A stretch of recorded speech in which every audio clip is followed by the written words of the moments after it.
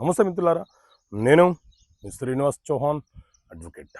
మిత్రులారా, మహమ్మదీయులలో ఏ మహమ్మదుడైనా సరే తన మొత్తం ఆస్తిని, తన యావద్ ఆస్తిని బహుమతిగా ఎవరికైనా ఇవ్వవచ్చా?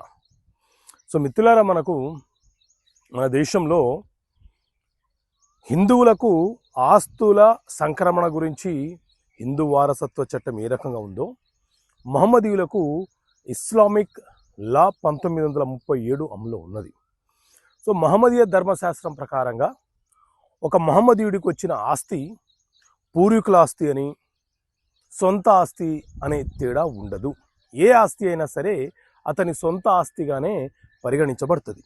అయితే మహమ్మదీయులు కూడా తన పేరు మీద ఉన్నటువంటి ఆస్తిని ఎవరికైనా బహుమతిగా ఇవ్వవచ్చు.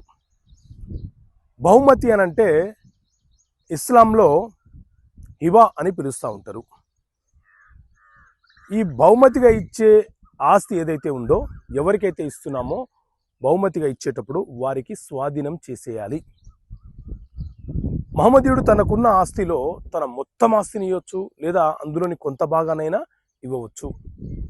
మ్యారేజ్ అయిన వాళ్ళు ఇవ్వవచ్చు, మ్యారేజ్ కాని వాళ్ళు ఇవ్వవచ్చు.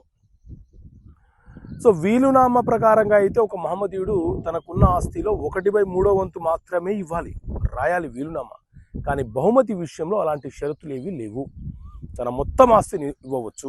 భర్త భార్యకి ఇవ్వవచ్చు, భార్య భర్తకి ఇవ్వవచ్చు, లేదా మూడో వ్యక్తికి ఇచ్చుకునే హక్కు ఆ వ్యక్తికి ఉంటుంది.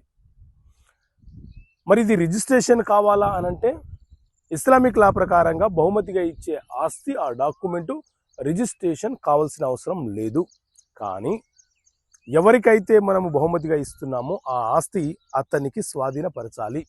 అప్పుడే ఆ బహుమతిగా తీసుకునే వ్యక్తి యొక్క అనుభవంలోకి ఆ ప్రాపర్టీ వెళ్ళిపోతుంది. సో ఓకే మిత్రులారా, థ్యాంక్ యూ. జై హింద్.